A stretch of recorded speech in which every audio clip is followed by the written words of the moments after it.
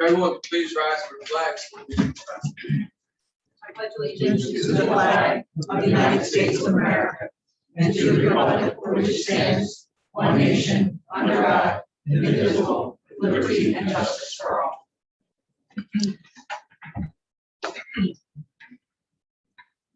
All right, I'd like to welcome everybody here September 23rd, 2021 for a regular council meeting in Egg Harbor City. In compliance with the Open Public Meetings Act of the State of New Jersey, adequate notice of this meeting at the Egg Harbor City Common Council was provided in the following manner. Advance written notice of this meeting was posted on the Egg Harbor City Hall bulletin board. Advance written notice of this meeting was posted on the Egg Harbor City website. Advance written notice of this meeting was sent to the Hamilton Gazette, the News, the Press, and the Current. Due to the COVID-19 pandemic and social distancing requirements, the meeting is being conducted via Zoom and conference call. The meeting is also being recorded to air on the Egg Harbor City website, channel 97. Have a roll call, please. Mayor Petty. Here. Brown. Here. Clark. Here. Dash. Here. Heiss. Here. Sefton. Here. Timbers. Here. Trithall. Here. Wright, Councilman Wright will not be here this evening. Ritchie. Here. We have a motion to approve the minutes from both August 26th and September 9th. Second. Second. All in favor? Aye. All right, at this time, if there's anyone in the public that has any comments on any of the items on the agenda, now is your time to speak. Moving forward, we're gonna refrain from entertaining anything during public comment. So now is your time to speak on any item on the agenda. No one? All right, Mayor, the floor is yours for your report. First thing I'd like to address is the comptroller's report that was released this week. There seems to be a lot of controversy about it, but I'm going to read the statement that I made to the newspapers, the various newspapers about the report. Then I will ask Angela Costigan and Ryan Gowan to come up. As all of you know, Angela's been our attorney for, is this the fourth year, Angela? Yeah, good. 2 years, okay. So, and Ryan's been our engineer for,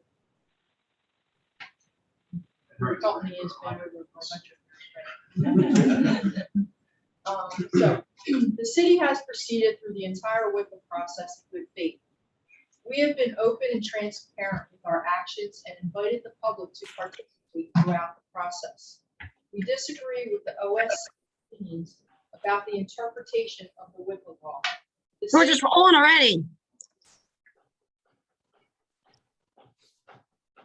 The city followed the WIPA statute and NJDEP reviewed and approved every step of the process with assistance from NJ1 Bank and NJDCA. This is the first WIPA transaction in the state, so the city was in constant communication and has been in lock and step with the guidance provided by these agencies. We would be happy to provide any documentation needed to support the facts of the process. So with that, I'm going to ask our attorney, Angela Costigan, to come up and speak on the process. Thank you, Mayor. Hello, everybody. So this week on September 21st, 2021, we received a letter from the Office of the State Comptroller. The Office of the State Comptroller issued an advisory opinion on the process. As a result of the letter, the office stated that the city can now proceed with filing its application to the BPU. And the Office of the State Comptroller wanted to be apprised of any proceedings through the BPU, any further documents that would be submitted, but it did provide the green light for the city to proceed with its application. In the body of the letter, it raised a couple of issues that it initially raised back on August 21st, give or take, of this year. On August 24th, I responded to those issues and respectfully disagreed with many of their opinions on the WIPA process. They were clear that the WIPA process is the first in the state. Even though the statute has been around, Egg Harbor City is the first municipality to take advantage of the WIPA statute. Throughout the process, which began on or about March of 2017, the city has been transparent. The city has gone through every single portion of the statute and has complied fully with all portions of the statute. The state comptroller found that perhaps the city should have obtained an independent financial advisor to conduct a financial review. It took issue with the fact that the city engineer provided the financial review, and it stated that it did not agree with that. Unfortunately, the WIPA statute does not clearly define independent, does not define financial advisor at all, which is what I stated to the state. Furthermore, the WIPA statute doesn't even provide for this office to have review. The WIPA statute is clear that there are only 3 state bodies that would have review. The first would be the BPU, the second would be the DEP, and the third would be the DCA. The DEP in April of 2019 was apprised of all the process going forward, and it signed off on the emergent conditions that the city signed off of, which was recommended by the engineer. The DCA was apprised of the process, and once the process is concluded, obviously we have to report back to the DCA, and the BPU will obtain the application probably by the end of this month, but no later than October. So those will be the 3 state agencies with which the city has complied.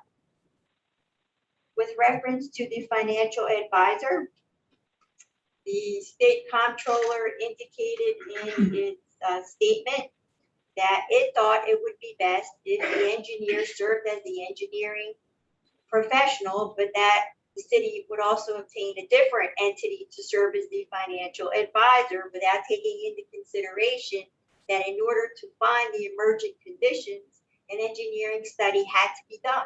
An engineering person had to sign off on the emergent condition. The two were inextricably combined. You could not separate those out in this particular municipality. So we explained those conditions. The comptroller respectfully disagreed. However, it did not say we could not proceed with the process. In fact, it stated in its letter of the 21st that of course the city could proceed with the process. So we are proceeding with the process. I do not believe there was any issue at all with the WIPA process. And with respect to the state comptroller, I do believe that they're having some difficulty with this process. They also state that perhaps they should have been advised of this process earlier.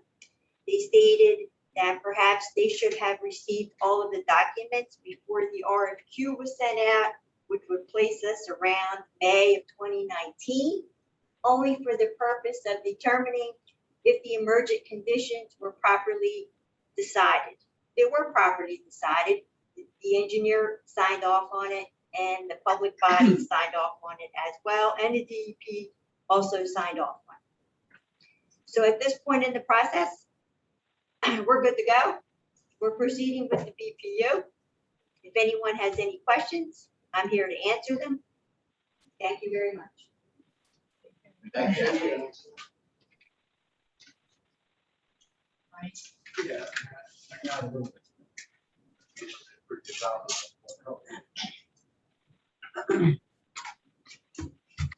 So, of the 3 points that OSC highlighted, the first was that the engineer, us, me, and my firm wore 2 hats in this situation. That we acted to declare or provide for evidence of the emergent condition, and then provided a financial advisor. One of the things we've continually discussed through this is that the WIPA statute makes clear the engineer has to certify the emergent condition. One of the emergent conditions that is allowed is that the municipality or the utility lacks the financial capability to operate the utility. That role is clearly delegated to the engineer. So, having the benefit of that being in the WIPA law, we proceeded in good faith in that clearly they believe we're competent to provide financial analysis to determine the energy condition. So why would that not carry through for the entire process? For the second, they noted that they felt that the city did not procure services legally. However, they said that financial services, they sort of wrote financial services out as if that could not be provided by the engineer. To be clear, our services were procured for the city legally. They just disagreed that we should be providing financial analysis, and they felt that financial analysis should be done, by somebody else and advertised separately. Given that we, again, interpreted the statute that we could provide financial analysis and our services were procured legally, we proceeded. So we wholeheartedly disagree with that. And then the final point in the letter is that they sort of addressed that they felt there was portions missing that were required by the statute from the agreement. We obviously offered to amend the agreement as they see fit to comply with the law as they read it. We didn't believe that those exact passages were necessary, but that's what they feel is needs to be in the agreement. The city has an objection to doing that language in the agreement. So that's really the points in the letter. If there's any other questions, that about covers all of the concerns. And again, I think that we proceeded in good faith. We had, we proceeded in lockstep with JTP and New Jersey IBank. We followed their guidance the entire way. The review of this process is delegated to those three agencies. And everyone was very focused on making sure, again, first one, everyone was just really eyes on this, TP included. Frankly, a lot of the staff we worked with, they made sure they went above and beyond what they would normally do to make sure that this process was strong. Again, we feel confident in our with and before proceeding through this review. So that's all I have. Excellent. Thank you very much. So before I continue with my report, the rest of my report, I would like to say thank you to Angela and Ryan. We have very competent professionals in our community, and we always have had them. So I'm very proud to say that they did a great job on this process. Anyone who says otherwise is just using it for political purposes. So to continue on with my report, I did get the final report from the campgrounds. We did get another check from them. Payment number 2 was $5,900. Payment number 1, if you recall, was $4,256. So the total campground payment this year was $10,156 to the city.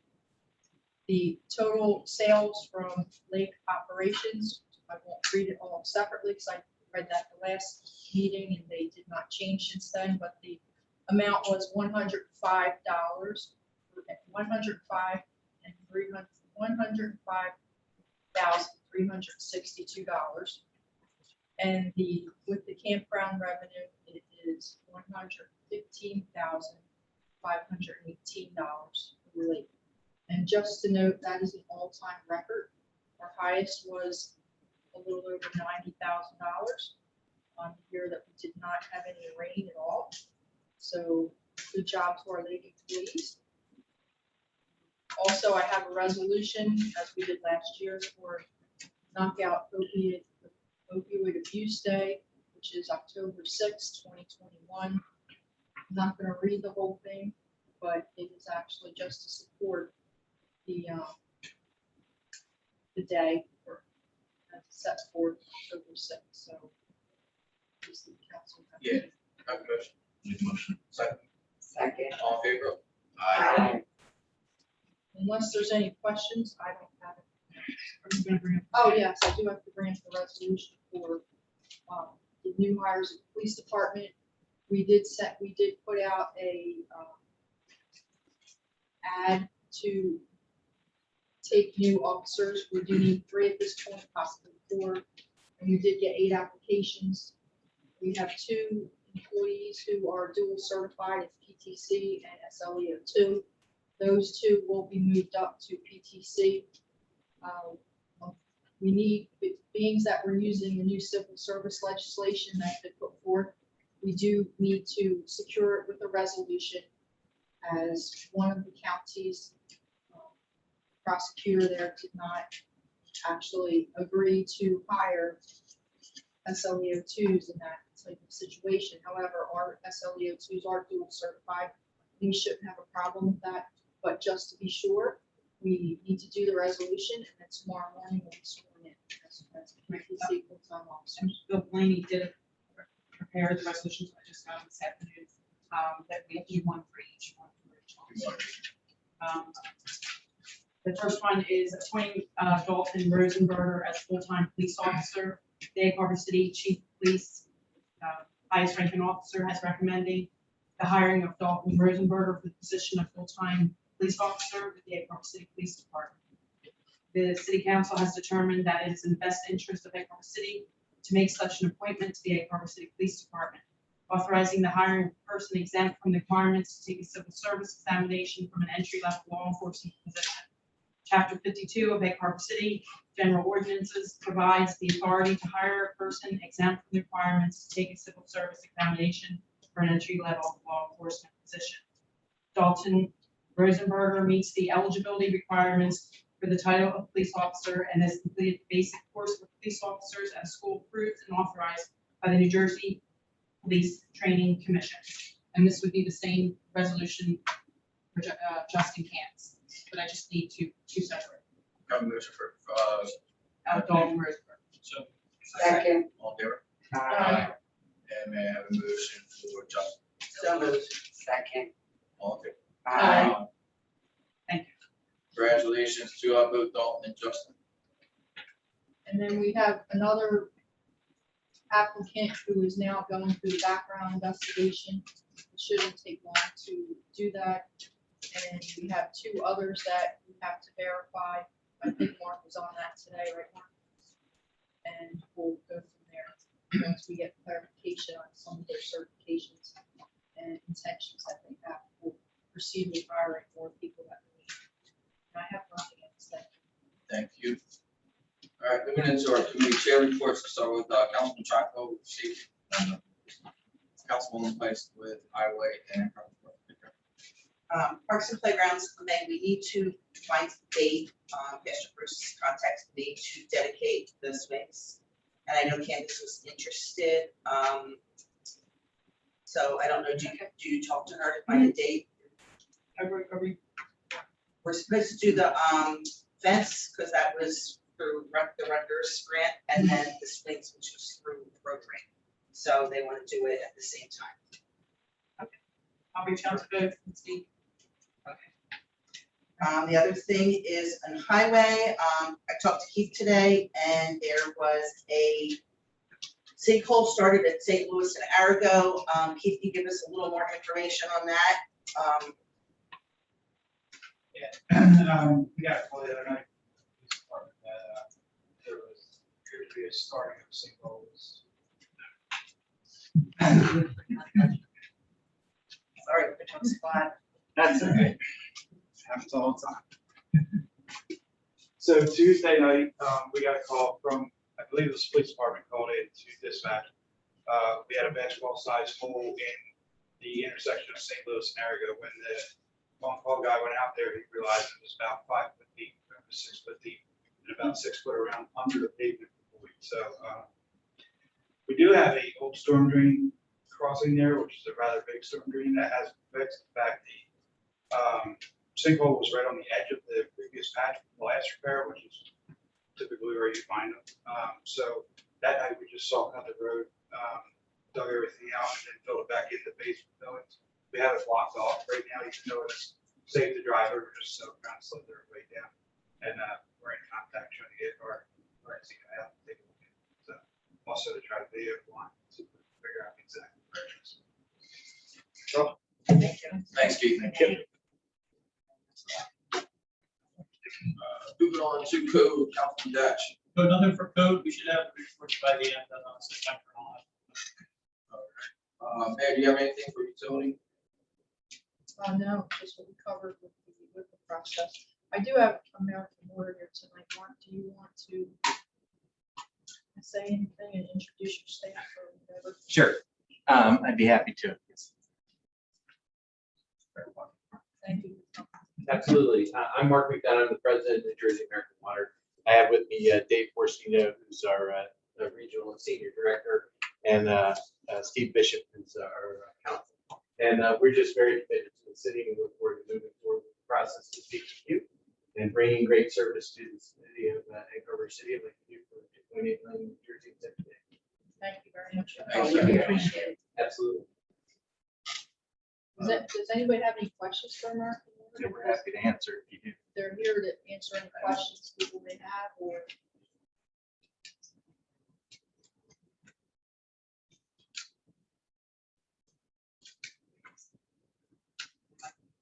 Yeah. Otherwise, they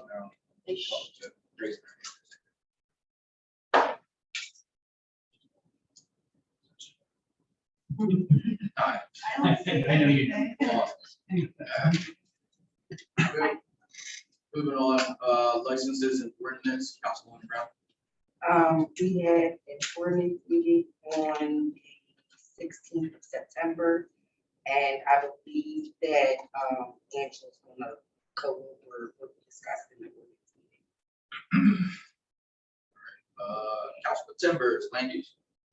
Land use, we did have a meeting, it was held, this. We had several items, there was a group resolution, the minor, site plan, variance relief, for, it's 201 New York Avenue. Also, we had subdivision, variances, from 600 White Rose Pike. Also, we did have a request for variances for the Wawa site for their subdivision. At this point, they're looking for variances for the lot width as well as the frontage. They were slightly small as required. They also talked about subdivision that still need a site plan approval for the new entity that takes over the pad area. Also, they did give us a timeline for completion of the project. In case anyone's interested, they expect to complete the project in March 2022. And you have anything for Aaron Heffron, lead into that too? Yes, so Aaron had, they were on hiatus since May. They did have a meeting on Monday. However, I was unable to attend. The next meeting, I'll have the minutes of the present. Thank you. School board, Councilwoman Brown.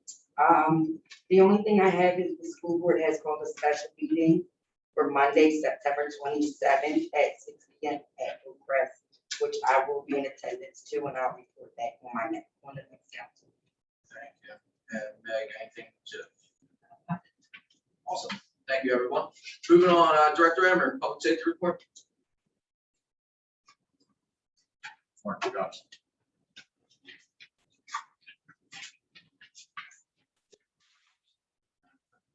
Evening, Mayor and Council. The Egg Harbor City Police Department report for the time period of August 29th to September 12th, which is the last period that we have. We handled one simple assault. We handled 2 stolen motor vehicles. They had 4 thefts. There were 11 motor vehicle accidents, 5 pedestrian checks, 107 traffic stops. Traffic stops resulted in 91 traffic summonses issued. We had 1 DUI. And we had 3 other arrests.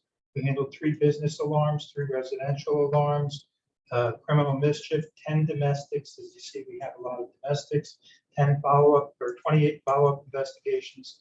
We handled 523 property checks, and they conducted, I think, 123 crime checks. Thank you.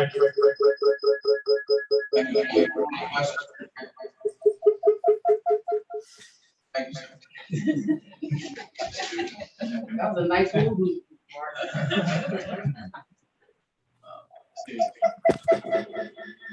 Sorry, just trying to. No, go ahead. I'll come back. Yeah.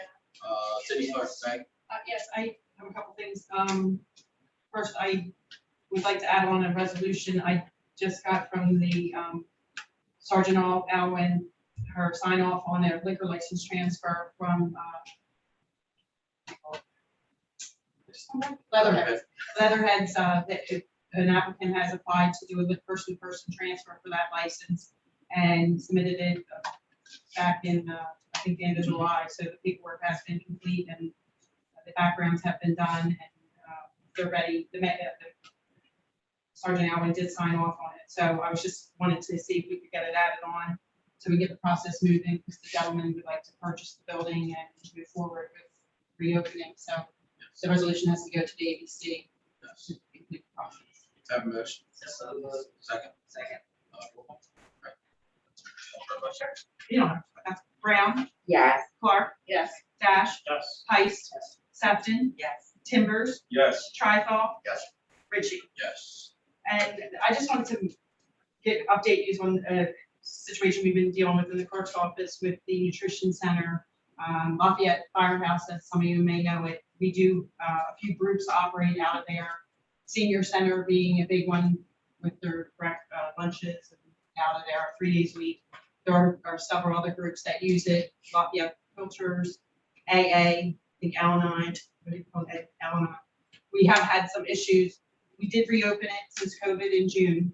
There has been, when the seniors just came back beginning of September, they did a lot of the cleaning for us. So when we did reopen it, when we were allowed to reopen things with COVID, we did have our cleaners go in and clean it, but we didn't have the money to clean as it would need to be cleaned. And we sort of relied on the county quite a bit with senior center to do the cleaning. So we've been trying to keep up with it the best as possible, but of course it's not to everybody's liking. So I'm not sure if we've received complaints, but we sure have.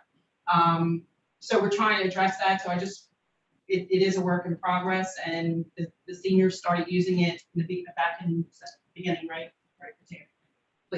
So this week we've been back and forth there because of having some trash issues, but it seems like it may be on track for cleaning, but I still think it's not cleaned enough for the groups that use it. So I feel like we do use these buildings and we have to come up with a plan because it's kind of, if nobody's cleaning it, I mean, we're talking bathrooms, kitchens. I mean, Keith has been there to witness, it gets kind of, we're letting these groups go in. Yeah, they're gracious enough taking the trash out and stuff, but it needs to be, I mean, it needs more sometimes. So you say you received complaints. Give me one or two specific complaints that. Bathrooms are dirty, floors, food on the floor, paper products. No paper products, which I think the county was providing them because people are grateful to use it. We don't really charge much. Some give donations, so a lot of people bring their own supplies. Mind you, this may be related to COVID because when it was going and people were using it, they were on, so it's getting back running. But we have had complaints from residents. We have had complaints from groups using it.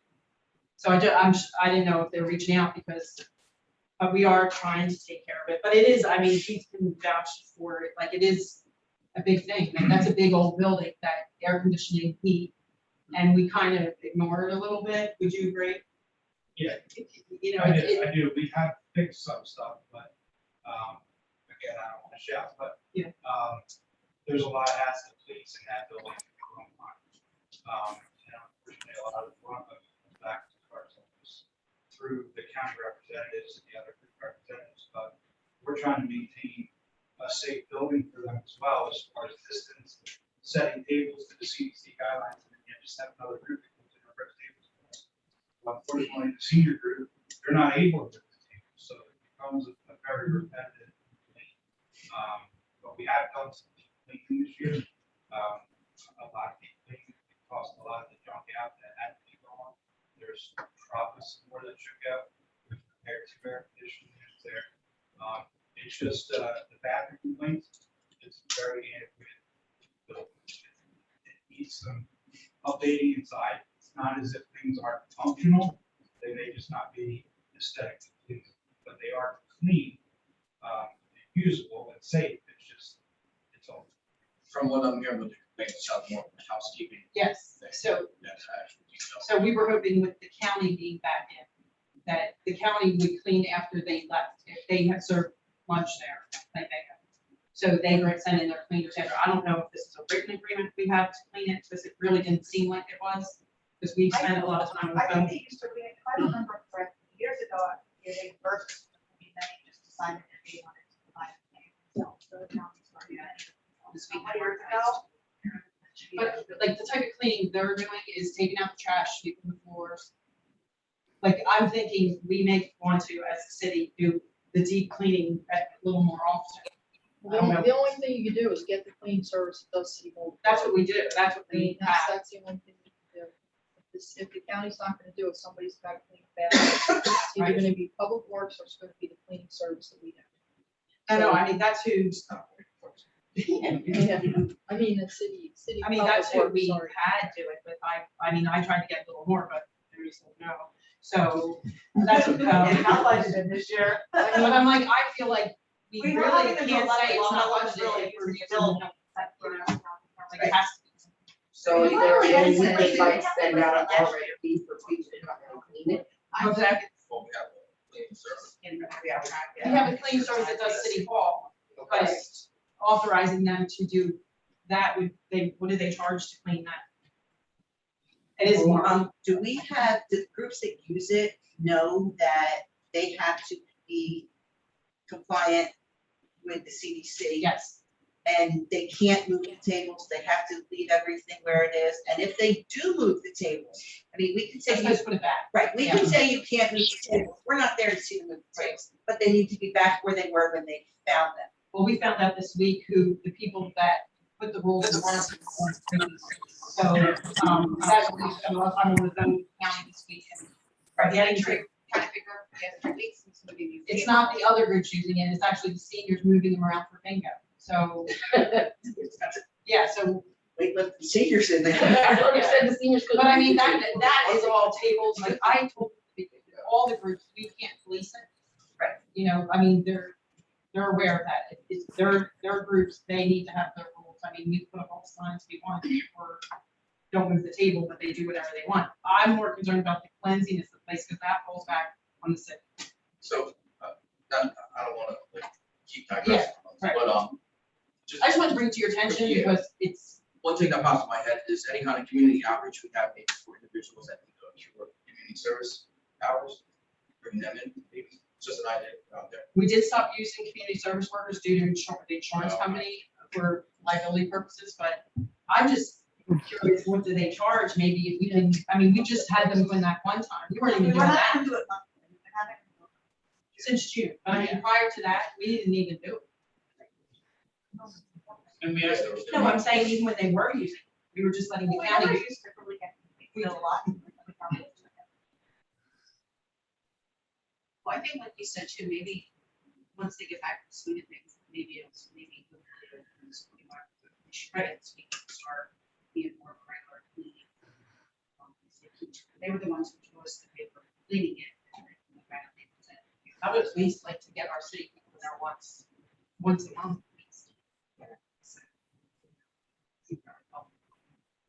The chair of property. Work on that. Did you come up with a price? Yeah, I'll go. with the numbers. Is there anything else? $110 per month. What kind of money does it generate with the negotiating? They just It's pay like, it's like a community, yeah, they we don't do it for the community. we don't charge them every once in a while.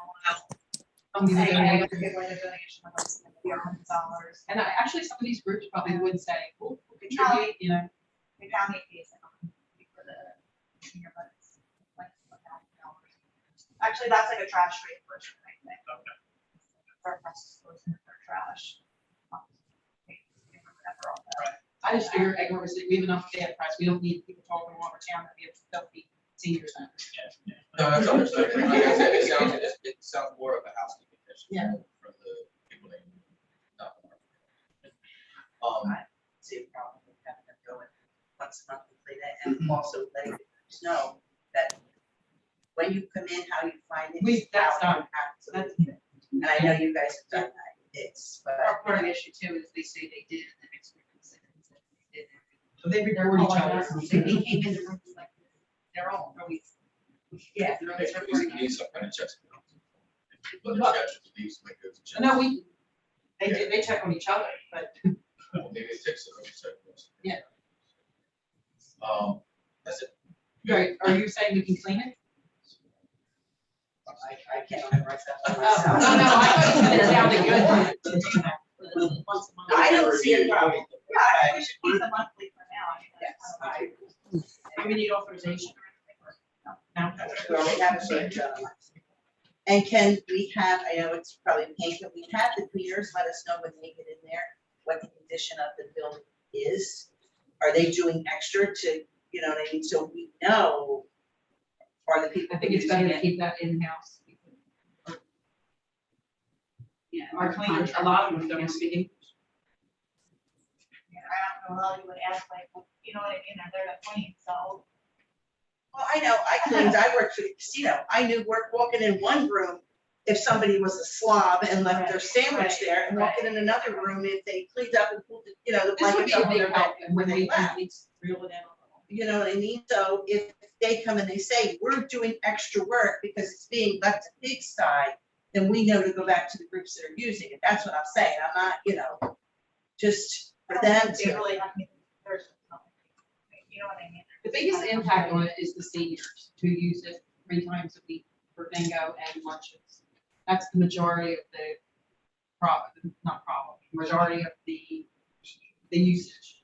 So we kind of know where the it's coming from, but the sweeping and just doing a surface clean isn't enough. You know what 3 days a week this evening? They use Tuesdays and Thursdays, 9 to 1:30. The AA uses it, Monday, Wednesday, Friday, and Sunday. What was it? What times on Tuesdays? And Lafayette Culture uses it Thursday and Saturday. Tuesdays and Thursdays was 9 to 1.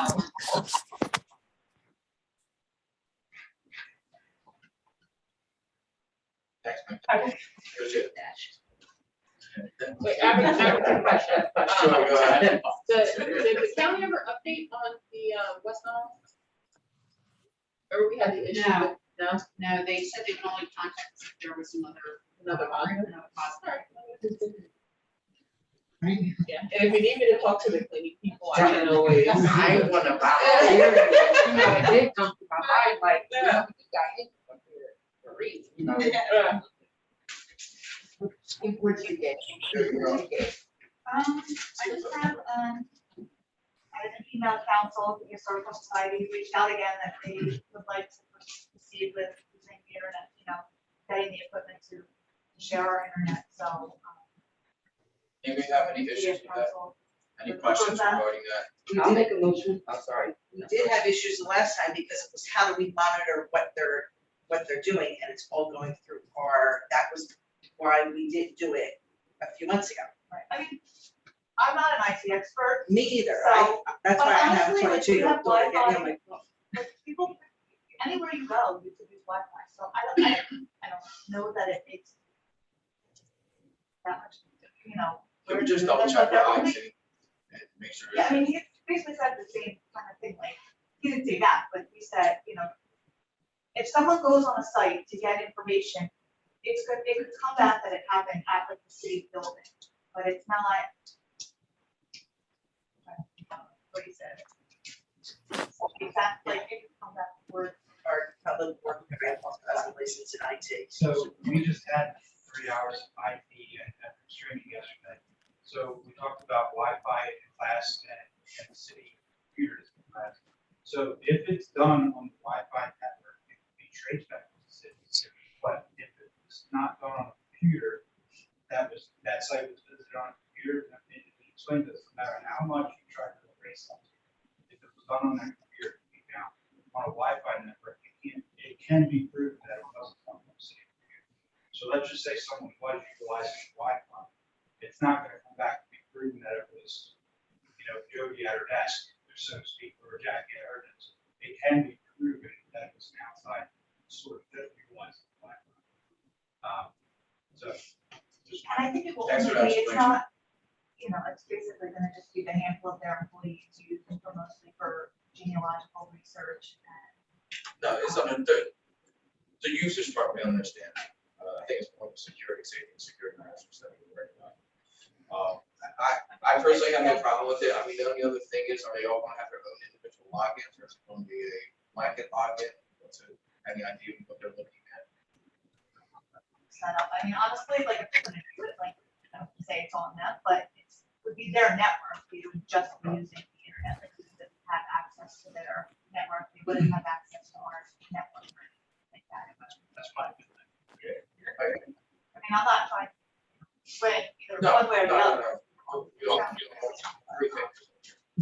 Jody, I would suggest that you print out the internet usage policy and have each one of them sign it, because we do have a very extensive internet usage policy. And that would cover, I think, 4 bases, if you think it's necessary to do that. I mean, they are volunteers to the city, so technically they're employees according to the law, so. They I should did have provide that. Mr. Colby with a copy, because I think that was a request of the mayor a few meetings ago. So he did pick up a copy. They should have a copy of the operating procedures. I mean, Mayor, that's one for you. I mean, I know the chips should be on a lot of cybersecurity and whatever else maybe, and then do the online. People can access it, understand, this is what you're saying.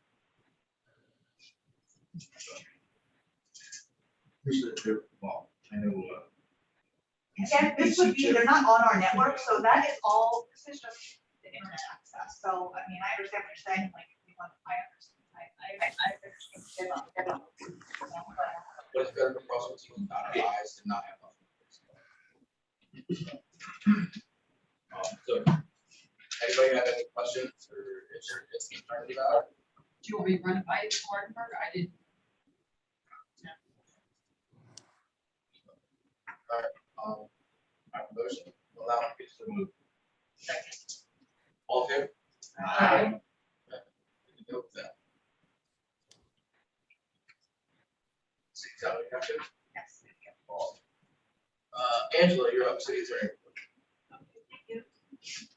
So for your consideration, I have 2 ordinances. The first is the amendment of chapter 170, which is the Airbnb ordinance.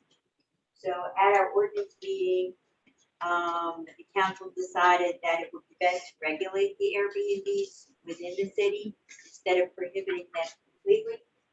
And we provided regulations, we provided for an application process, we provided for an inspection process.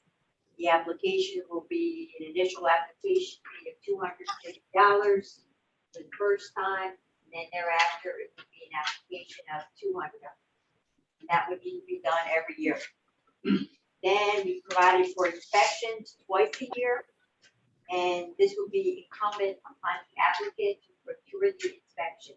I think what we talked about at the ordinance meeting was 4 times a year, but then I went through to other municipalities and other ordinances who seem to be doing it. First, they don't seem to be doing it at all once they first apply.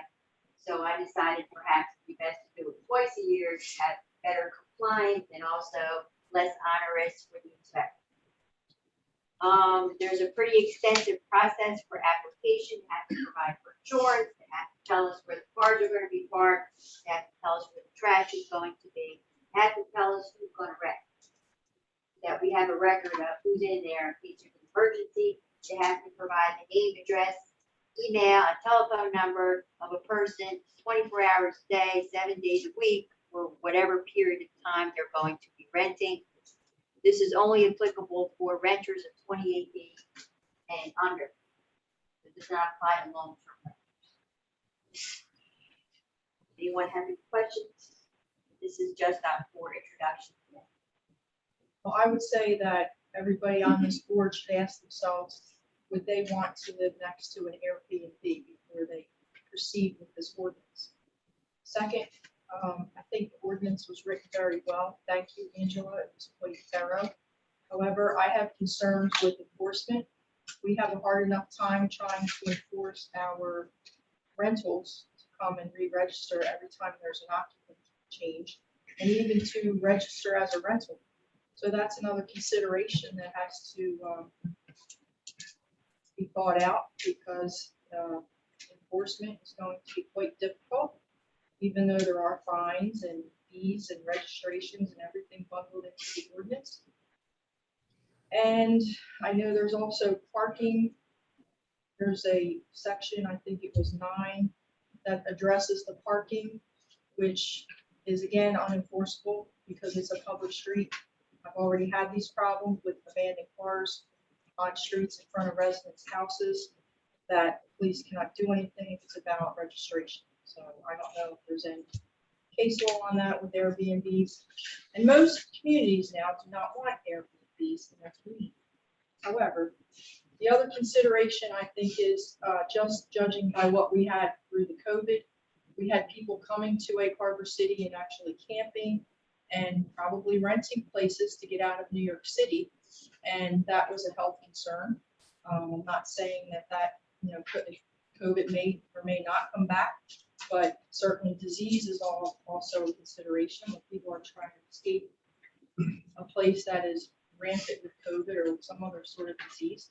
Are they going to come and rent Egg Harbor City for a month? Who knows? And then I know there's a provision in there for school children because of the dates, but my experience with the 15 years that I was in the school, that as long as they can provide a piece of mail with an address on it and possibly another document, they can register their children in school. So I know there's a 28-day limit. However, how difficult is it going to be to get those people out of there once their children are registered in school? So I think these are real things that council needs to consider before they adopt this ordinance. And that's all I have to say.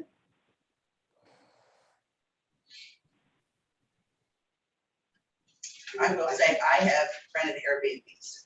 I have stayed in Airbnbs. I went to Puerto Rico, stayed in an Airbnb. It was absolutely amazing. And as for COVID, we were supposed to go when COVID started. Airbnb shut down. They didn't rent during COVID because they didn't want to be part of the spread of the virus. So they did stop. So that, I mean, other things, but Airbnb did not, they shut down. They reimbursed everybody's money. We weren't renting through Airbnb. So unless they're doing it through a different. This is called short-term rental. This is Right. not It's not Airbnb. Airbnb. Right. Okay, it's not Airbnb, because Yeah, I know I think- Airbnb regulates very, Well, it's short term is 28 days. That's why it's called short term rental, but practically speaking, it will be rented through Airbnb, the MLS, other agencies that rent these types of properties.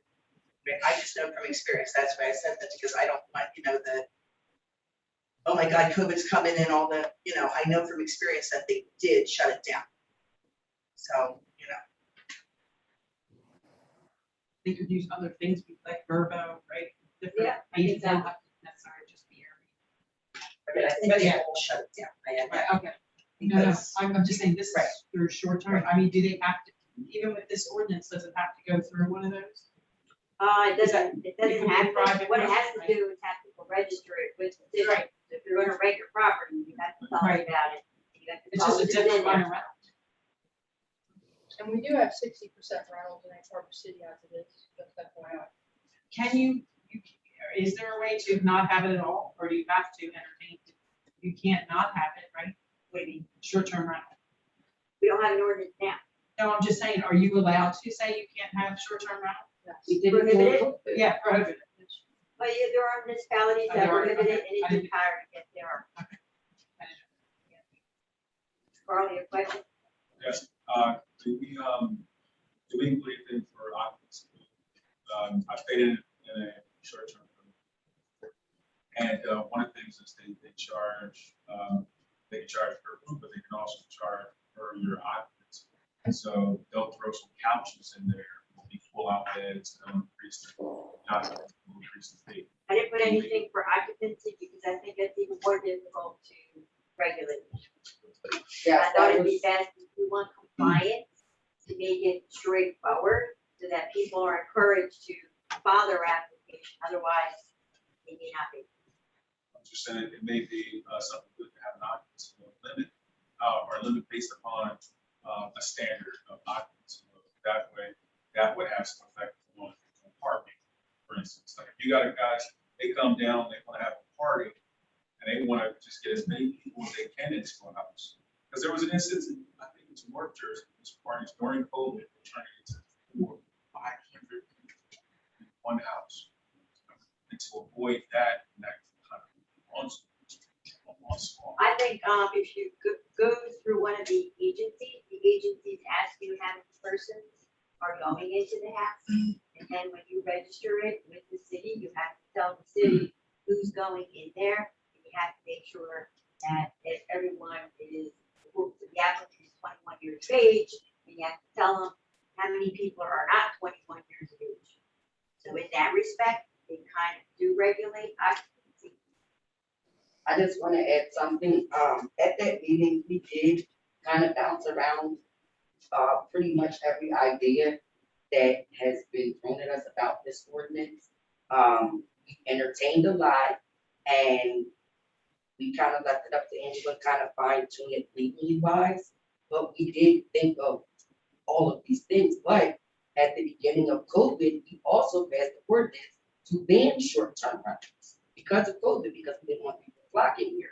So now what we're trying to do is put some type of ordinance on the books to kind of regulate and know who's in our town, because, you know, there's trash issues that people are worried about. And I don't think it's necessarily the people that own the homes that are contributing to the trash problem.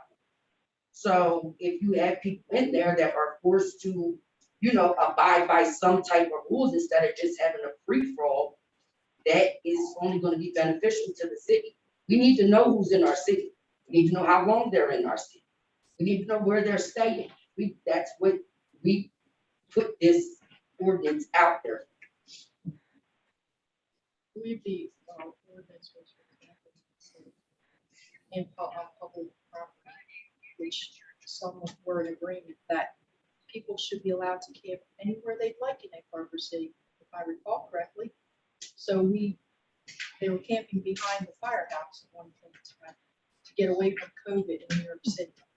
So we put that in place with the recreation ordinance.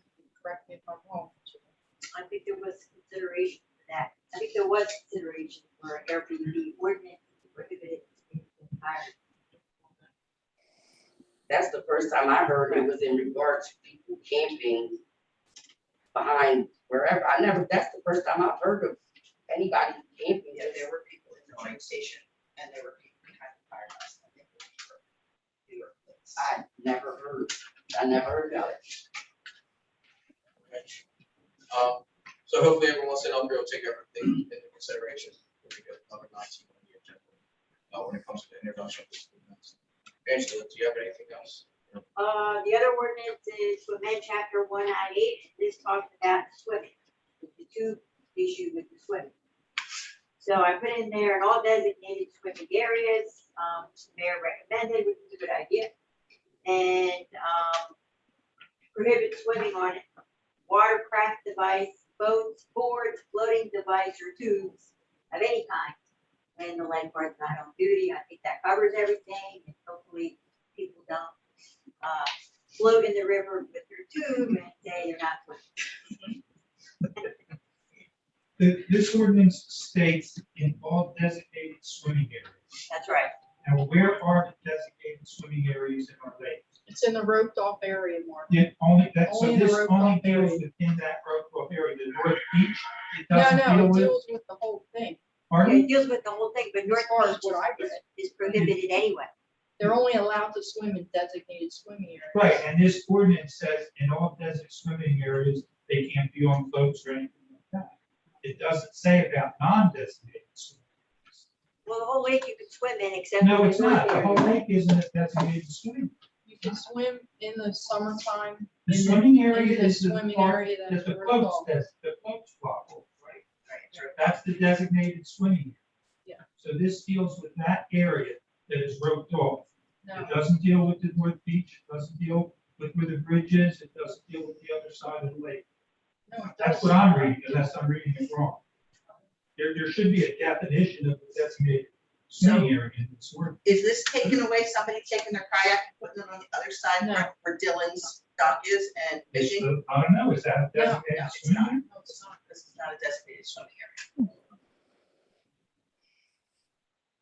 That's what I'm just saying, you don't, I, as the director of public safety, would like to see a definition in this ordinance of designated swimming area, so that when the police have to enforce it, it's clear cut to them what area we're talking, I'll look at the whole chapter again, right? Because see I don't what have it it in talks front of me about, either. because it does It specifically, does specifically reference that. right, it does In the current specifically say that. ordinance, Also, North Beach specifically references the North Beach as well. And not the designated swim. Correct, but I'll take another look, and, you know, if it has to be changed, I'll change it. Okay, thank you. You're welcome. That's all I have, unless anyone has any other questions. Any questions for Angela? Thank you. Thank you, Angela. Hey, Brian, you're up. Engineers report. All right. Okay, but, a couple of things. Following up for the Buffalo Avenue School, I had a meet out there with the school related to a utility easement that they're considering granting somebody else. September 15th, unfortunately, Keith was around at the time, I had to meet him later, but we were able to take a look at the side checks, so we continue to follow up and get our sign on the street right out there. Tower site, we've had some discussions with Energize. They requested some revisions to, again, like, that was a draft MU that circulated, so we're going to solicitor to try to move that along. Designs ongoing for the 2020 JDOT municipal projects, which is the turn of Los Angeles, block 6 Terrace. The TREC application for the solar by the transit station.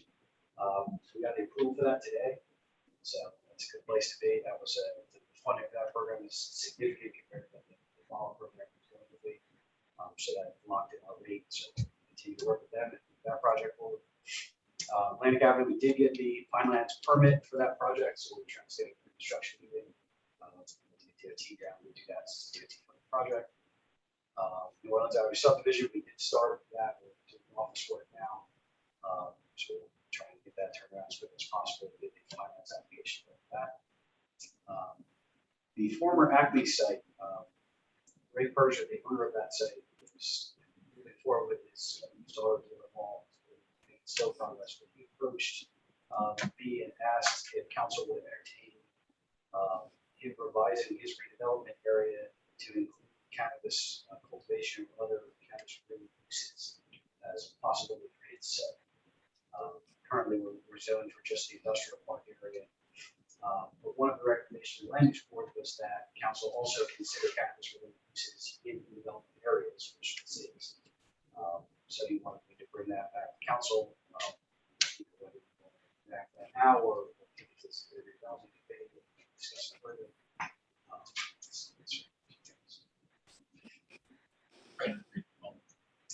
So we'll try to get a meeting together and discuss that, get a reaction to him. And then lastly, probably a good job summarizing the Wawa subdivision. They need to get that subdivision finalized and filed so they can turn the property over to Wawa. There's urgency in that. It's just the corner of Atlantic and Philadelphia. There's a small, little over 30,000 square foot parcel there. It's sub by offer Wawa. Now the pad site, which they'll have to bring back to the management. The site plan for what specifically it was. So that's it for me. It's an easy question. What's the changes that are done? Well, they, what was for development was just a bare bones MOU, which has no project specifics, just establishes an escrow, has fairly pretty harsh penalties for non-reimbursable escrow fees.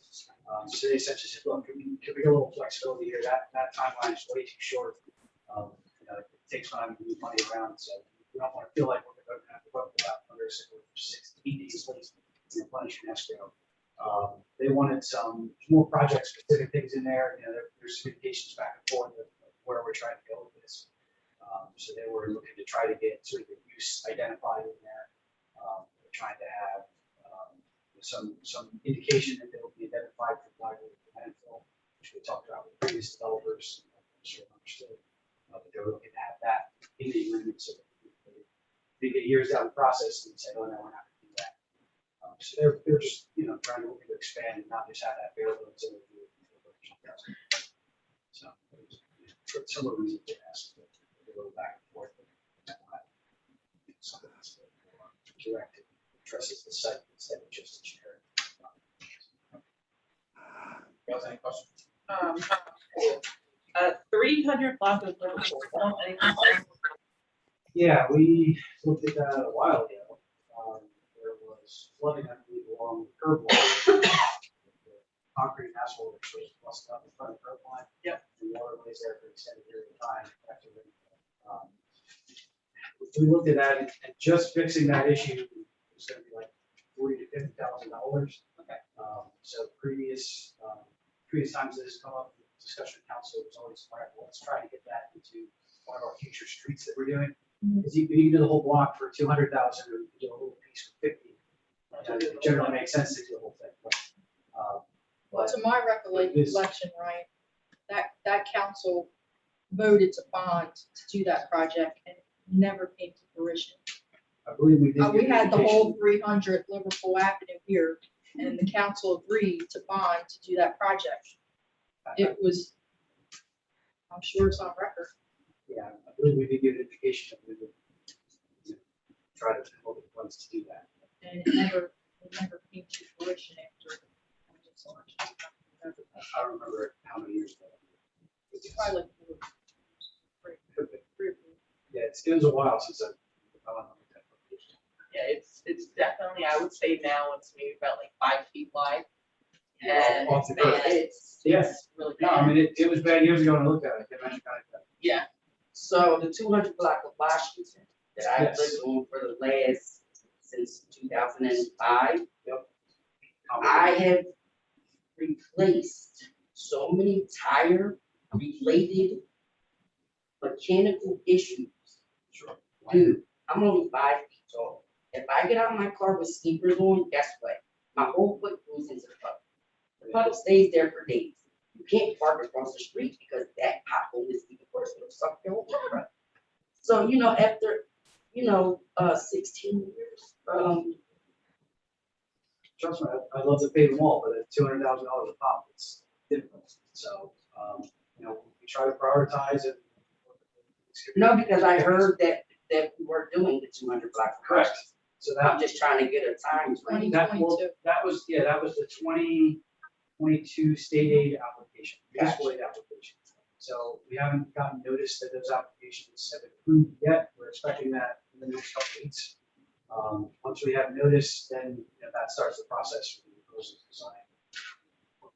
Glad to hear it. But yeah, that one is being budgeted for, assuming you guys get used to it. Running my streets too. We got one, that's a good start. That's mine's county. Councilman Dash? Yeah, Ron, I think you would feel disappointed if I didn't.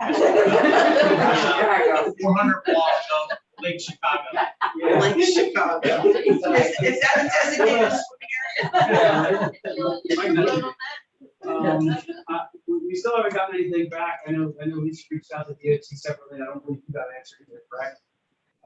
So I mean, at some point, I think we're just gonna have to submit our modification project limits to move some of the existing funding that we have over to that. Circle back to DOT with the other projects. Okay, there's no thoughts of putting dots in there. Hey, whatever you wanna do, I work for you. No, you gotta look at swimming zones. You gotta lift the movies up and make a swimming zone. That way they know where to swim. But yeah, no, in all seriousness, it's not in good shape. I mean, the road, like I said, it ended up with an inverted crown, typically a tire in the middle. It's, by the time they paved it and rolled it, it just, it's like water bed, they pushed here and moved up there. So yeah, it definitely needs to be corrected. It definitely makes it hard for people to get in and out of their cars. Well, yeah, and it's, it's probably as bad as some of the other ones are, but the difference is that one's brand new. Yeah. Is that 300 blocks? Yes. We've had all. Yeah, it's Those half two around roads. 300. It's half of 4 and a whole Yeah, area. right, second half. Thank you, Ron. On the right side, the state did a great job of bringing that. Oh my gosh, I'm so proud. Oh my, I took pictures. Yeah. Cause my friend moved out of town a couple years ago, Right. and I took pictures, I said, girl, look what they did. She was like, after I tore 2 cars up. I said, well, girl, I ain't got to drive on the other side. So I'm like, and you hear a lot of feedback from the community about, you know, things like that, because it's like they've been asking about it for years, and it seemed like it was falling onto deaf ears. So Yeah. we're Well, glad that's- they feel heard now. Your streets and roads are what people interact with on a daily basis. That is the most visible piece of infrastructure we have in the town. You know, we talk about trying to fund water and sewer and storm sewer and all that, and no one sees it until it's a pothole that Keith has to go out and patch. But, you know, that people see on a daily basis. So people see on a daily basis the condition of your roads, and that's what they, you know, anticipate we're gonna address. So at 200,000 blocks, it's difficult, you know, it doesn't work well. But they did fix the whole turn onto Washington Avenue Yeah. off the pipe. Yeah, they did all the intersections. I don't even know how to act. Cause I go slow down, Exchange of and then paper. it just, cause I gotta, you know, take this a little bit. Like it should. Anybody else have anything for Ryan? Thank you, sir. Appreciate it. All right, moving on to 13, a resolution authorizing electronic tax sale. This is something we've been doing annually for so many years now. NJSA 54.5-91 authorizes electronic tax sales pursuant to rules and regulations to be promulgated by the Director of Division of Government Services. Electronic tax sales is innovative and provides a greater pool of potential lien buyers, thus creating the environment for a more complete tax sale process. Governing body of the Egg Harbor City, State of New Jersey, that the tax collector is hereby authorized to participate in electronic tax sale on December 15th, 2021, and submit the same to the Director of Division of Local Government Services if necessary. May I have a motion, please?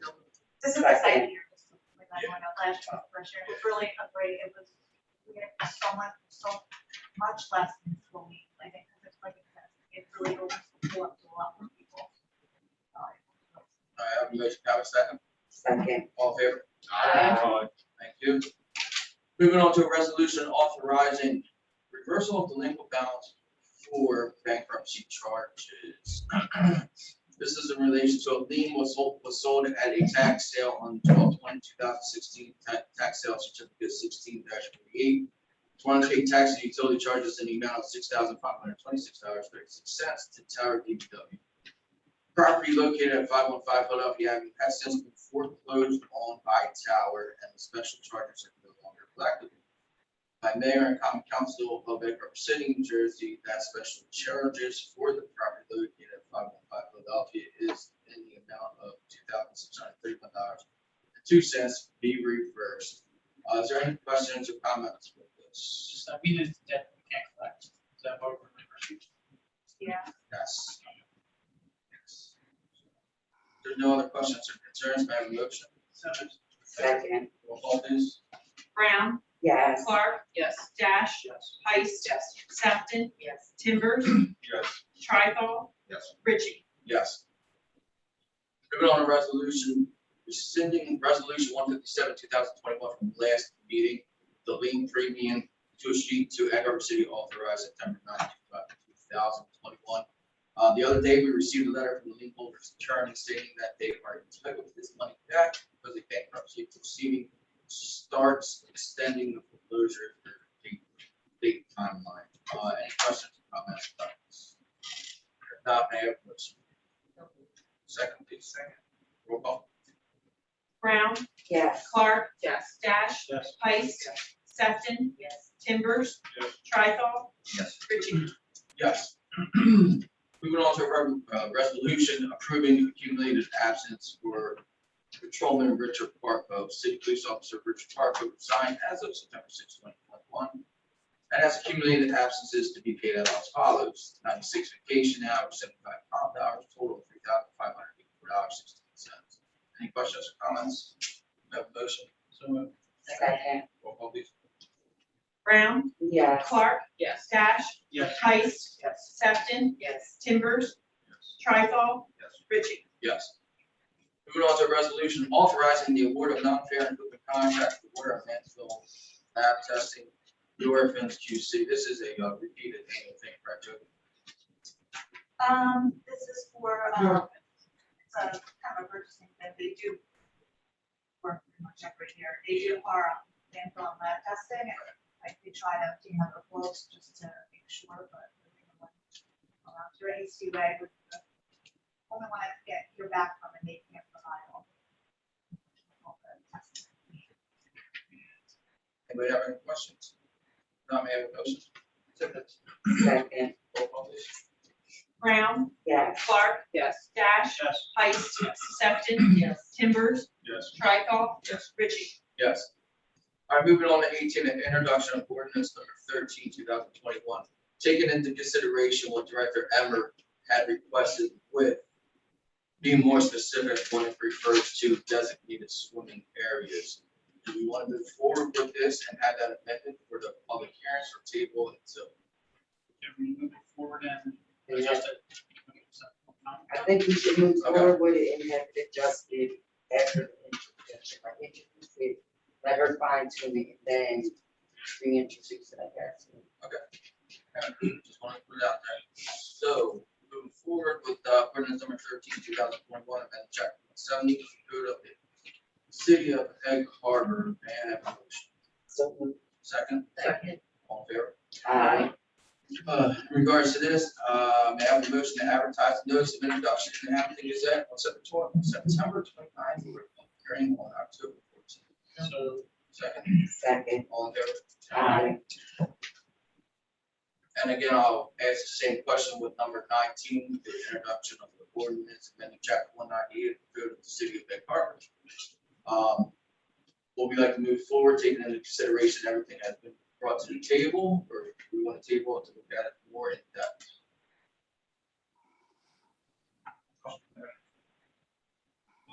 I do have a question. Sure.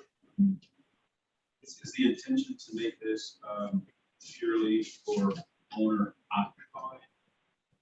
Short-term rental? It's that line in there. Yeah, I see, there's a section that says rentals of any dwelling unit where the owner operating short-term rental property is not present shall be conducted for no more than 60 total nights per calendar.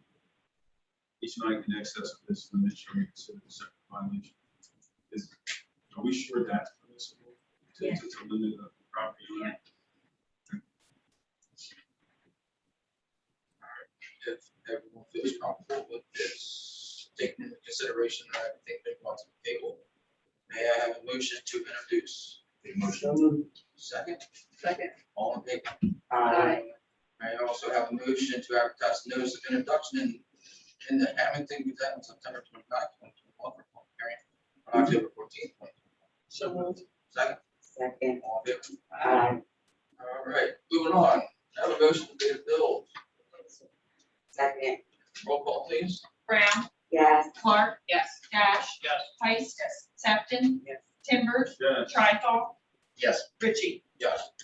Mayor, I'd like to turn the floor over to you for any final comments. No, thank you, I have none. Thank you. Moving on to council, Councilor Timmers, I'll start down there with you.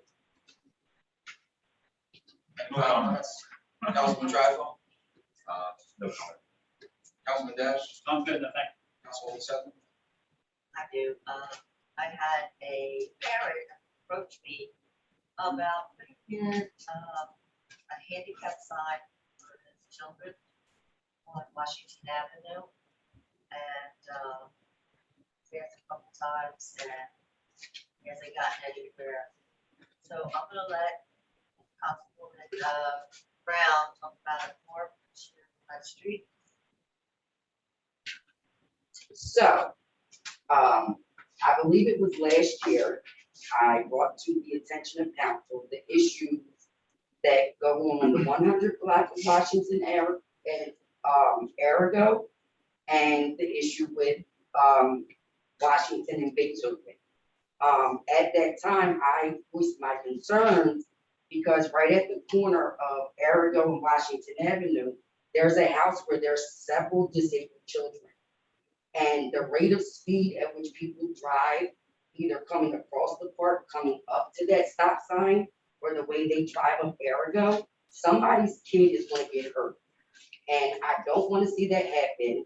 And I guess we're bringing it in front of council again, because now someone's approaching another council member about it. So we have to do something, because these parents are contacting us. So we can't not address this issue. We have an issue with speeding, but nobody, if you see a sign that says, hey, handicapped kids, you're gonna slow down, hopefully. But if there's no sign saying that there's handicapped kids in the area, people are gonna continue to fly. And it's just not safe. It's not safe.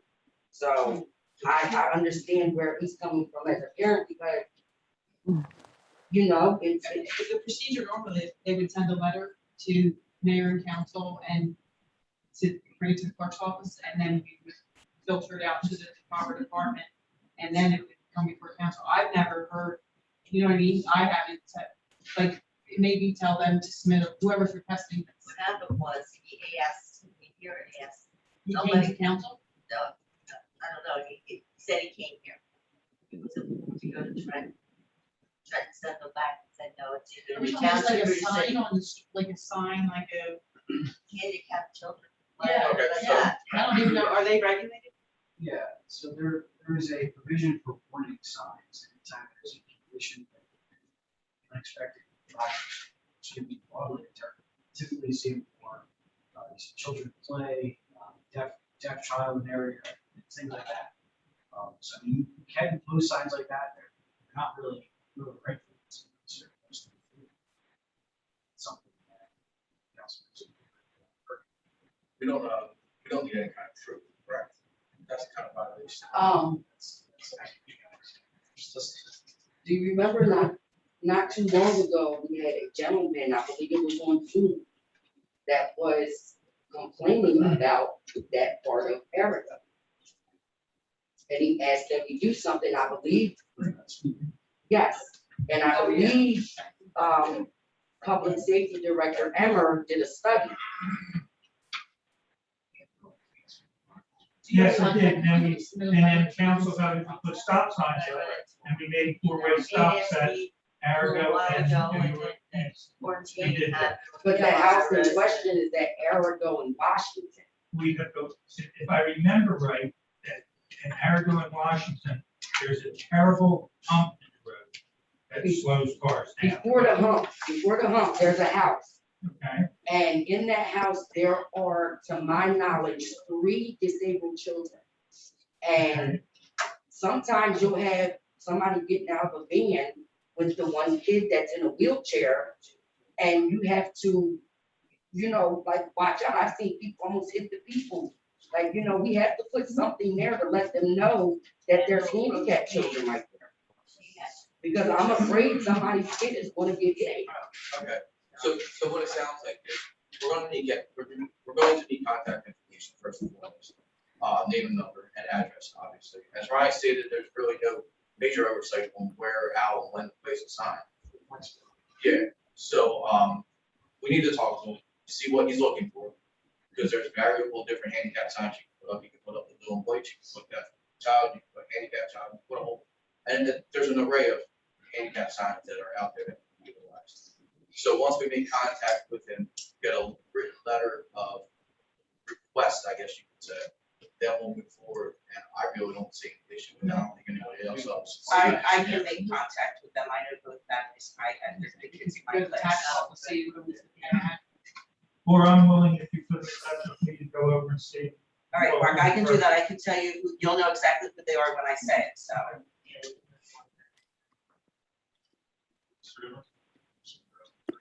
The hump that you referenced, is that there by design? You have to ask the people who did the roadway. It's not my design. People don't You slow have, down. you have to put another hump on the other side of that intersection. People go quite slow. Yeah, but the speed bumps. Man, listen, that does not deter people. I've literally seen people move to the side of the road because they just, the whole bottom of their car dropped out. So it doesn't really deter them unless they care about their cars, or they don't have trucks with wheels this big, because they can just shoot. But the little cars, I've literally seen people on the side of the road. We ain't go nowhere else. Anything else? Councilwoman Lennox? No Councilwoman, Nothing. Councilwoman Clark? This Saturday is the Crusaders Beef and Beer at Crossroads from 6 to 10 p.m. Hopefully, our residents can come out and support our Crusaders, both cheerleaders and football. And that's it. Oh, and also Saturday, Creek is playing Woodrow Wilson in Newton, which is a really big game for Creek, so if anybody can be out there and to support high school, that would be great also. All right, with that being said, may I have a motion to open up for public comment? Second? Second. All right, anybody from the public have any comments on tonight? Yes, please. It's Nanette Galloway, 349 Buffalo. Hi. I have a question about the water treatment plant sale. And the attorney said that the city was transparent throughout the entire WIPA process, which I've been trying to keep up with over the last year or so. And I thought you guys were being open and honest about it, but we haven't heard a word since April 1st, when you first got notified that there was a problem with the financial study. So what took 5.5 months for it to become public? And I read about it in the Press of Atlantic City. The comptroller's office, and that we could not get a response from them. And I had written a letter to the governor's office to try to get a response from them. And we were just as concerned as you were that we weren't getting an answer. Ryan, did you want to add anything to that? I know. Or Angela, I'm sorry. I have a timeline for you, Nanette. So April 1 of this year, we got notified from the Office of the Comptroller that they wanted to look at it.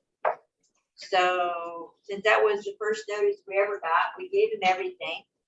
And from then until August, we heard nothing from the comptroller.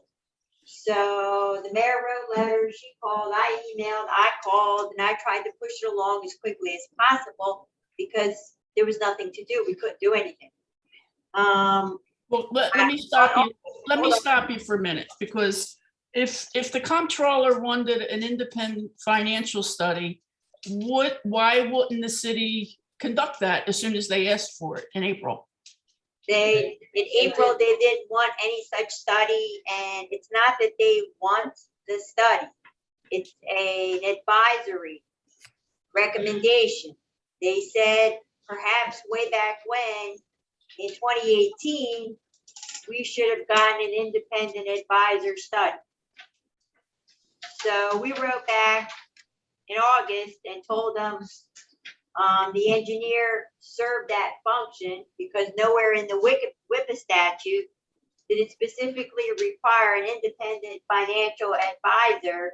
It wasn't defined and it wasn't necessary. And we wanted to move the process along as of August.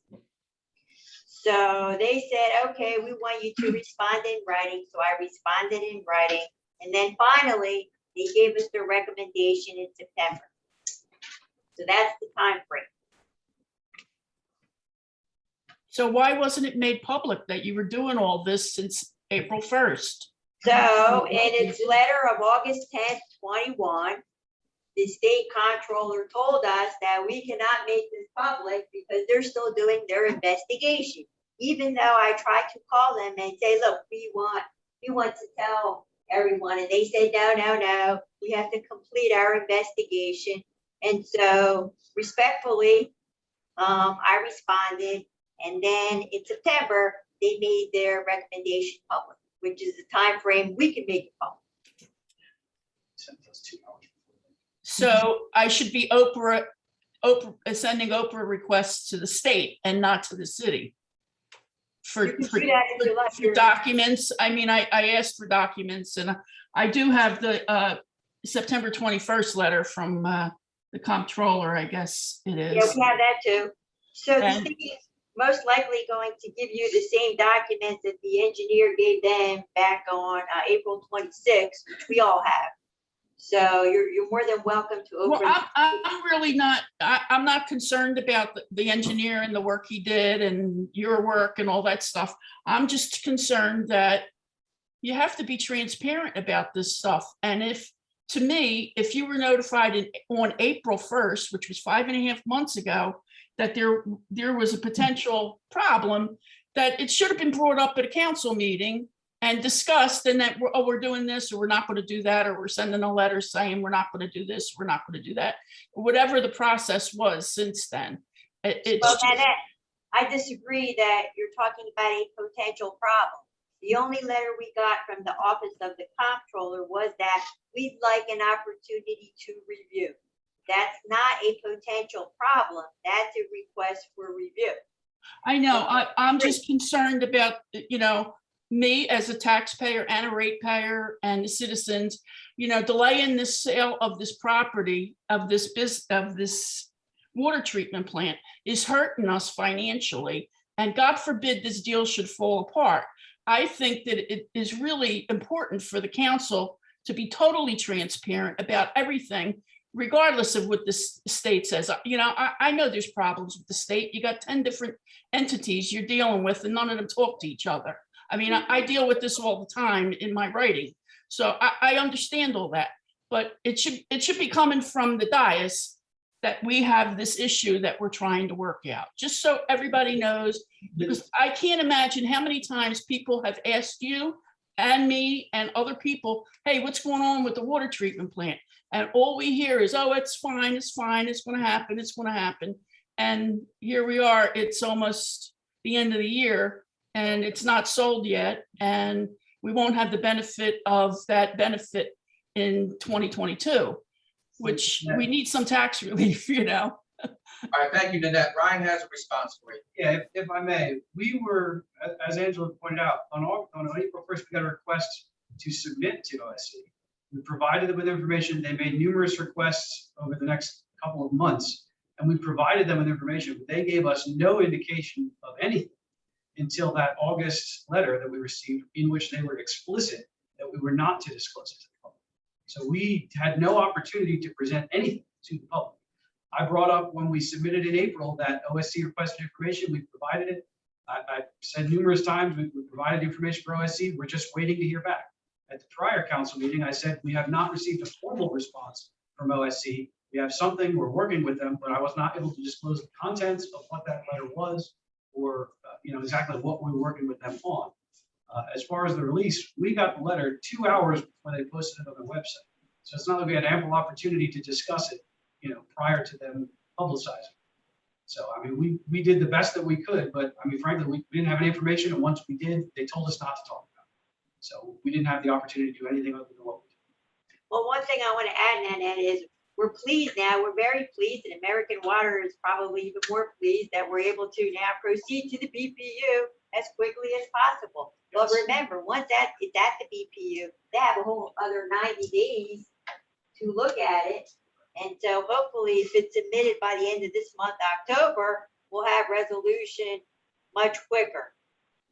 So we hope that with this final letter, we can finally move forward. And I'm confident that we will. Okay. We And hear your frustrations. It was just an indefinite delay, just the waiting pattern, we get information back, we just send them information, got nothing back for months. all right.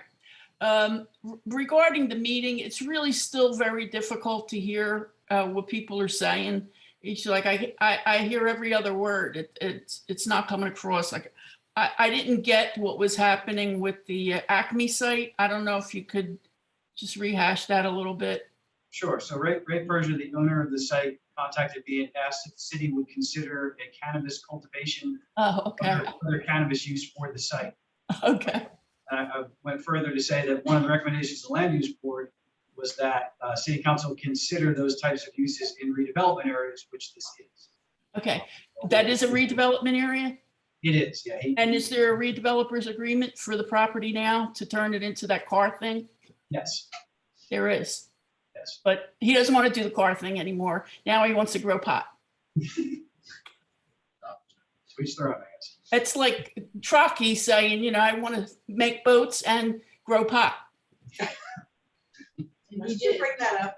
I want to grow pot. Can I do it here at my house? I mean, in between my writing stories? Grow it, me, have a field day. No, they're not.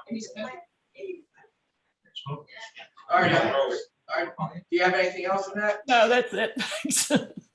Thank you so much. We appreciate it. Anybody else from the public have any comment? One up. I have comment. Sorry. From the public.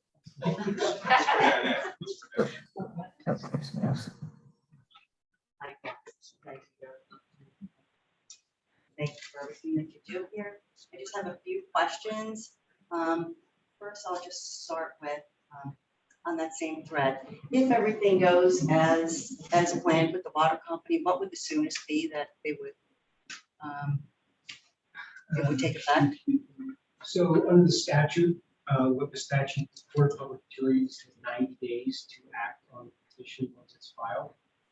So that gives you a general timeframe of when their approval, assuming the approval could come through. You're talking, and then closing of the transaction would happen as soon as possible after that. There could be some issues we'll need to work through with the city, but so it may not happen right away, but it'll likely be into 2022.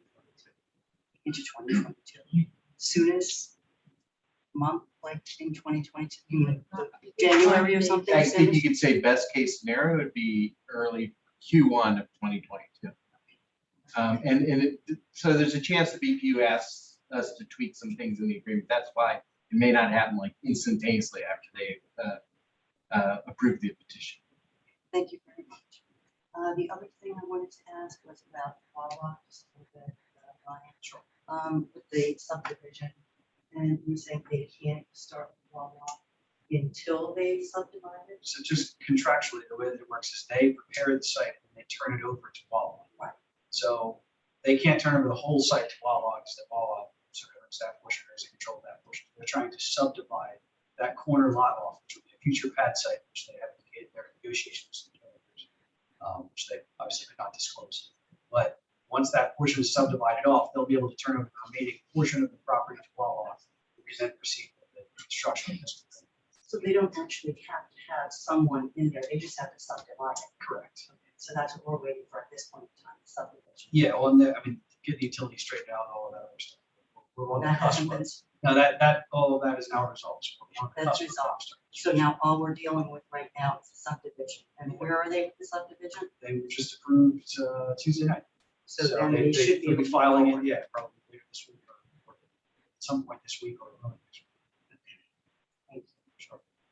The other thing I wanted to state was, Megan, when you were asking about the senior site and people to clean, I'm just wondering, does Cody do cleaning? Does Cody clean? Because I've heard they do, and they have done it for I believe that. other county sites. Yeah. And I'm wondering possibly if that's an option, you know, if you can look into it. or Right. something. I mean, the county does clean, I would just ask for a little extra clean, but Just a- we just have, a we thought. have clean here too. Yeah, we could clean wire down there, yeah. And the final thing that I wanted to talk about was the short-term rent. And I do agree with what the mayor said, a lot of the things that she had said regarding, we have plenty of rentals here in town already. They're not short-term rentals. However, I'm wondering, what are the pros to having short-term rentals on the books? Are there any pros for the city? What are Well, the pros? economic, as someone had stated, if we are a shore town, I guess those who would come and visit the city would go out to eat in our restaurants, which we don't have that many of them, but, you know, nonetheless, they may. So that's mainly what. Right.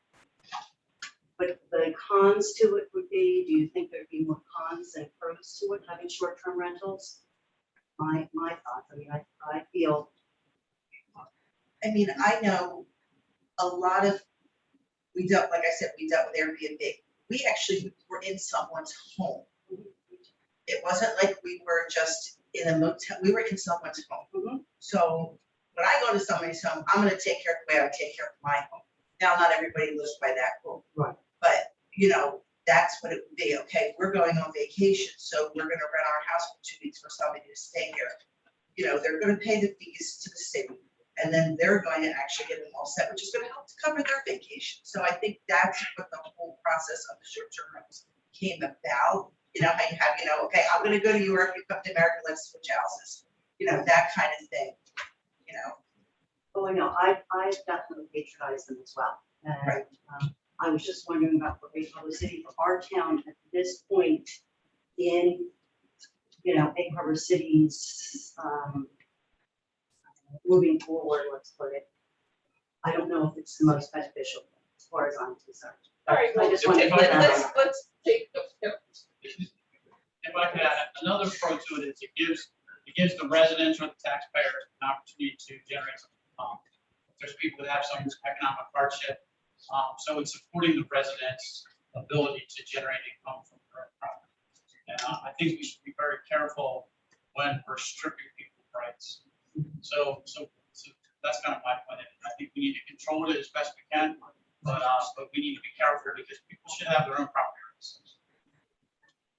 Thank you very much. I just wanted to know, like I said, my opinion was, I know they have a lot of rentals, at this point here. And I was just wondering if that would be beneficial to the Egg City at this point. I understand. I mean, another point could be that if someone comes to Egg Harbor City, they've never been to Egg Harbor City before, and they decided to stay one of these short-term rentals. And if they decide to move, at least they get a taste of the city, and if this is a city that they are in love with, if they are enchanted by, then a short-term rental would give them that opportunity to kind of get a taste of Egg Harbor City first before they make that final determination and to move into our city, whether it be buying a home to raise our rateables, and also, or if they decide to rent from the long-term rentals. So, I mean, that would also be a pro for Egg Harbor City. My other thoughts on, I know we have college students down the street from us. Yeah, And I've not good. actually gone there myself and knocked on doors. Anyway, and trash outs all over the front lawn. But that's not a short-term rental. Oh, I'm aware of that. I'm just kind of wanting it into, do we have enough people to oversee this? Do we have enough people to do that at this point? And I understand they're probably going to do it regardless, but I'm just wondering if putting it out there at this point is a good thing. But I'm needing everybody's I would like thoughts to on add this. something. The one thing I've learned about Egg Harbor City is everybody tells on everybody. So if they have a person that has a home next door and they see different people constantly going in and out, we're gonna hear about it. If they have a huge party and don't take the trash out or don't put the bags in cans and the animals get to it, we're gonna hear about it. I think by regulating it and kind of knowing where these places are, we'll get an idea of, okay, this is why this is happening. Right now, we don't really have any regulation on that, but we know that there are Airbnbs in Egg Harbor City. So they're just doing whatever they want, which is not fair to the other taxpayers and the people that live here.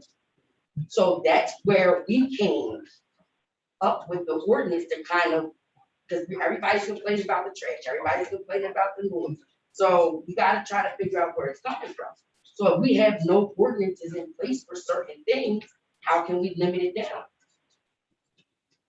Yeah, Well, if we don't there's have two an ways to look ordinance, at there's that. no way to enforce it. Right, there's Like, two that's ways to something look that at it. Mr. Emmerman said. If there are none, and that, but again, that's limiting people's rights, I'm guessing. But to me, if you were to limit that and just like not put that on the table, then it would be a lot more easy to manage. As opposed to kind of having, well, okay, you have to go in there and check on all of that along with the rentals and along with everything else. That was just my point of view, but. Actually came from code enforcement. Steve Hadley requested that council decide one way or the other to have the ordinance or not have the ordinance, because if it's encountered, we certainly have to deal with it one way or the other. And it was recommended by Emmer that we have something on the book, so it could be enforceable one way or the other. So without it on the books, he figured it would be enforceable. Thank you very much. They were just. We're